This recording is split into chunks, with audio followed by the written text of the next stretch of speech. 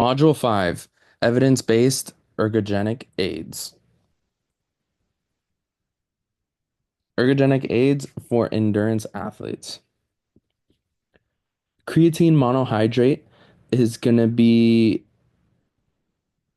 one of the, if not the most studied ergogenic aid, seeing benefits for not only active individuals, but also general population as well.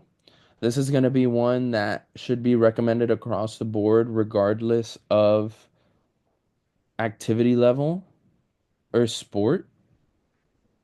As little as 3 to 5 grams a day seems to be the general recommendation, but particularly in the studies found for endurance athletes, zero point 0.1 grams per kilogram per day was a more common prescription given. So for a 65 kilogram male or female, a 6.5 gram dose would be recommended in that instance. But intake as high as 10 grams or higher has been noted for cognitive benefits as well. So really no wrong answer here as long as you're taking at least 3 to 5 grams per day, if not zero point 0.1 grams per kilogram per body mass, or even higher, depending on the actual benefits you were looking for. At this recommended dosage here, the majority of the benefits are founded in muscle strength, but also there are evidence on both sides for endurance. So some studies showing no evidence of benefit, some showing slight benefit in endurance. Regardless, resistance training and muscle strength are integral parts of triathlon training. So although it may not directly improve endurance bouts, it would still indirectly improve performance on a race day or throughout training in general because of the other benefits found in supplementing with creatine monohydrate. Caffeine is going to be one that more specifically and is more evidence based in terms of endurance applications. Recommendations seem to be 3 to 6 milligrams per kilogram, but this will vary depending on if the individual is caffeine adapted or not. Sometimes even just 2 milligrams per kilogram, and an individual that's not caffeine adapted can provide the stimulus that is wanted with supplementation from caffeine. But on the flip side, individual that may be highly caffeine adapted may need as high as 9 milligrams per kilogram in order to see the desired gains in caffeine supplementation. In general, this dosage is going to be for about 60 minutes prior to exercise for the goal of improving time to exhaustion.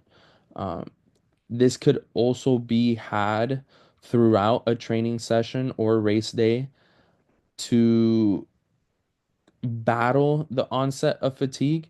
So with 2 milligrams to 3 milligrams per kilogram taken every 1 to 2 hours, or even 3 to 4 milligrams per kilogram taken around the onset of fatigue, is going to help battle that and kind of decrease that RPE, rate of perceived exertion, which would allow you to perform better in those instances.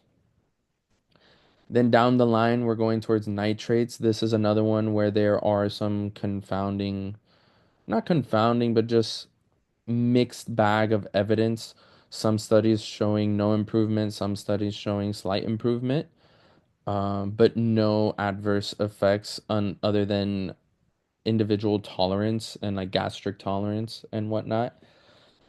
So simply just supplemental recommendations would be increasing intake of nitrate-rich whole foods or beetroot juice for 3 to 6 days before race day.